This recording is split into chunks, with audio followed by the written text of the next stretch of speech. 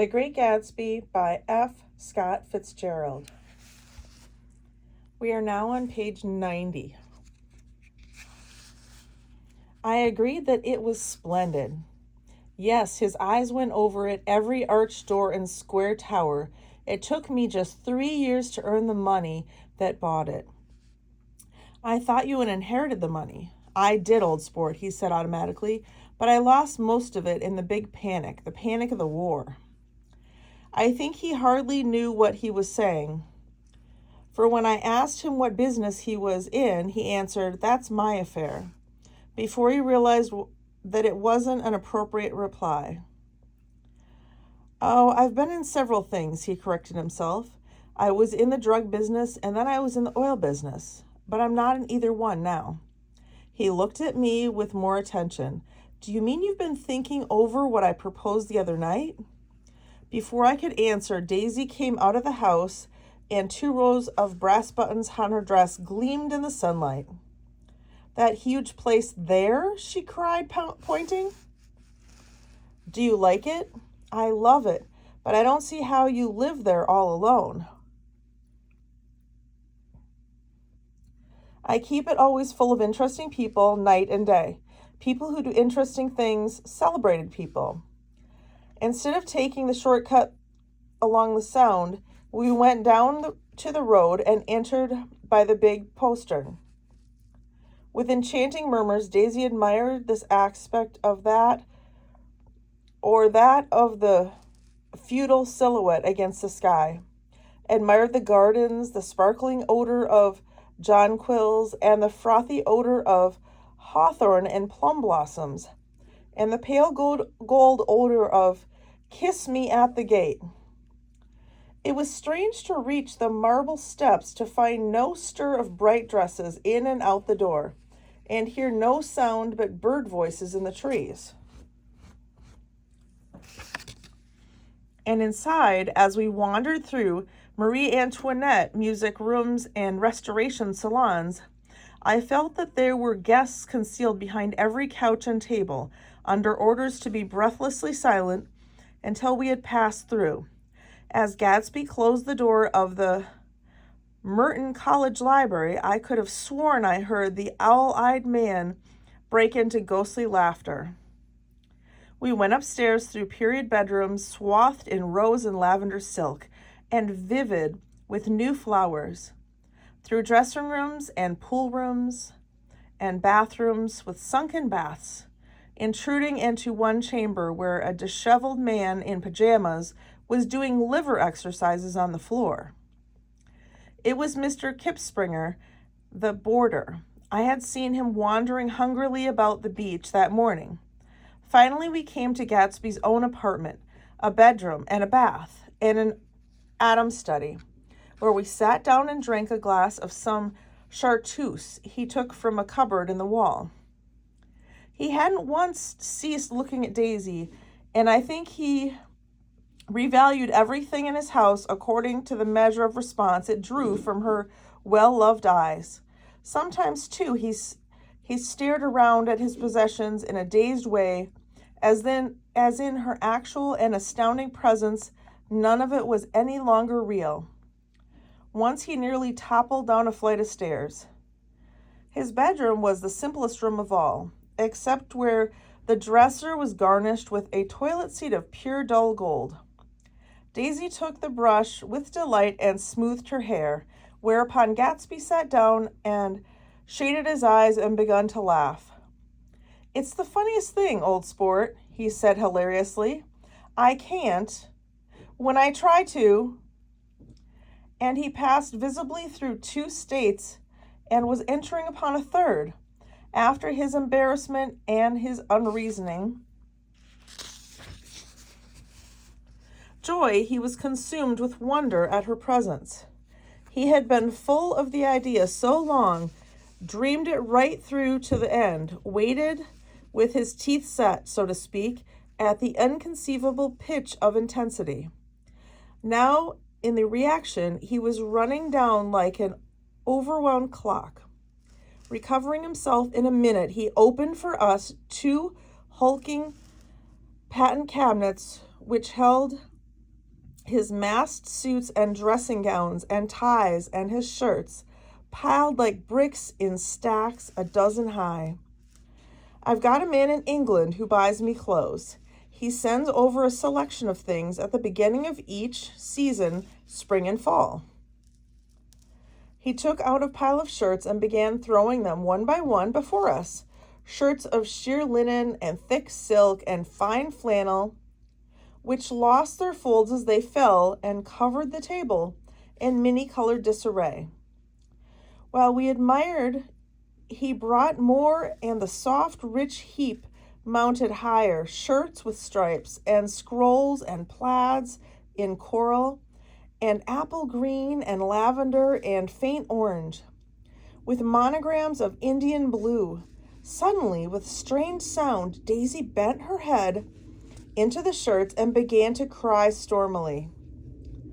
"They're such beautiful shirts," she sobbed, her voice muffled in the thick folds. "It makes me sad because I've never seen such beautiful shirts before."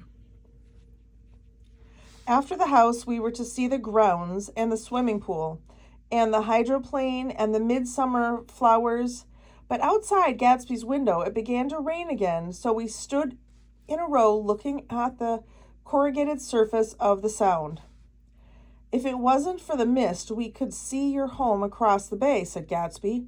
"You always have a green light that burns all night at the end of your dock." Daisy put her arm through his abruptly, but he seemed absorbed in what he had just said. Possibly it had occurred to him that the colossal significance of that light had now vanished forever. Compared to the great distance that had separated him from Daisy, it had seemed very near to her, almost touching her. It had seemed as close as a star to the moon. Now it was again a green light on a dock. His count of enchanted objects had diminished by one. I began to walk about the room, examining various indefinite objects in the half-darkness.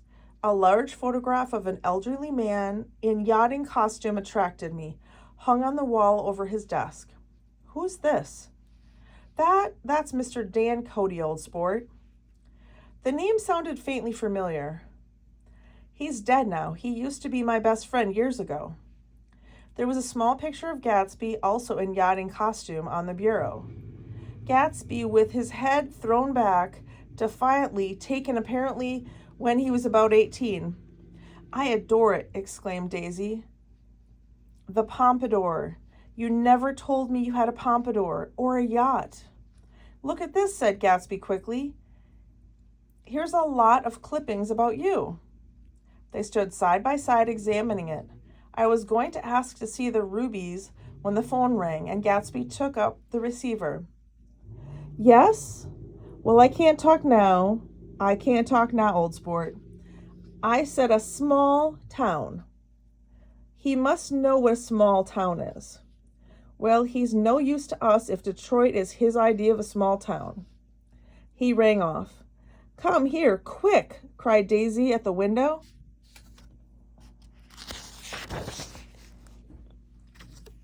The rain was still falling, but the darkness had parted in the west, and there was a pink and golden billow of foamy clouds above the sea.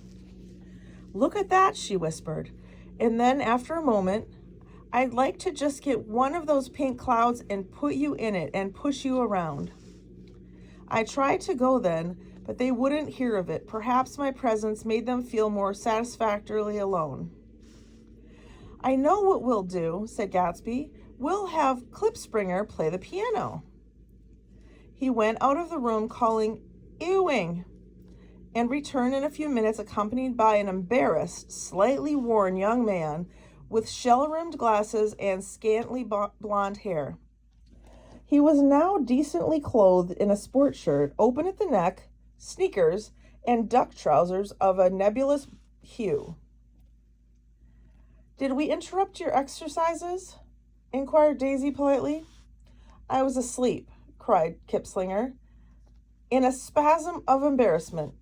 "That is, I'd been asleep, and then I got up." Kip Springer plays the piano, said Gatsby, cutting him off. Don't you, Ewing, old sport? I don't play well, I don't. I hardly play at all. I'm all out of practice. We'll go downstairs, interrupted Gatsby. He flipped a switch. The gray windows disappeared as the house glowed full of light. In the music room, Gatsby turned on a solitary lamp beside the piano. He lit Daisy's cigarette from a trembling match and sat down with her on a couch far across the room, where there was no light save that of the gleaming floor bounced in from the hall. When Kip Springer had played The Love Nest, he turned around on the bench and searched unhappily for Gatsby in the gloom. I'm all out of practice, you see. I told you I couldn't play. I'm all out of practice. Don't talk so much, old sport, commanded Gatsby. Play. In the morning, in the evening, ain't we got fun? Outside the wind was loud, and there was a faint flow of thunder along the sound. All the lights were going on in West Egg now. The electric trains, men carrying, were plunging home through the rain from New York. It was the hour of a profound human change. The excitement was generating on the air. One thing's sure and nothing sure. The rich get richer and the poor get children. In the meantime, in between time. As I went over to say goodbye, I saw that the expression of bewilderment had come back into Gatsby's face, as though a faint doubt had occurred to him as to the quality of his present happiness. Almost 5 years. There must have been moments, even that afternoon, when Daisy tumbled short of his dreams, not through her own fault, but because of the colossal vitality of his illusion. It had gone beyond her, beyond everything. He had thrown himself into it with a creative passion, adding to it all the time, decking it out with every bright feather that drifted his way. No amount of fire or freshness can change what a man will store up in his ghostly heart. As I watched him, he adjusted himself a little visibly. His hand took hold of hers, and as she said something low in his ear, he turned toward her with a rush of emotion. I think that voice held him most, with its fluctuating feverish warmth, because it couldn't be overdreamed. That voice was a deathless song. They had forgotten me, but Daisy glanced up and held out her hand. Gatsby didn't know me now at all. I looked once more at them, and they looked back at me, remotely possessed by intense life. Then I went out of the room and down the marble steps into the rain, leaving them there together.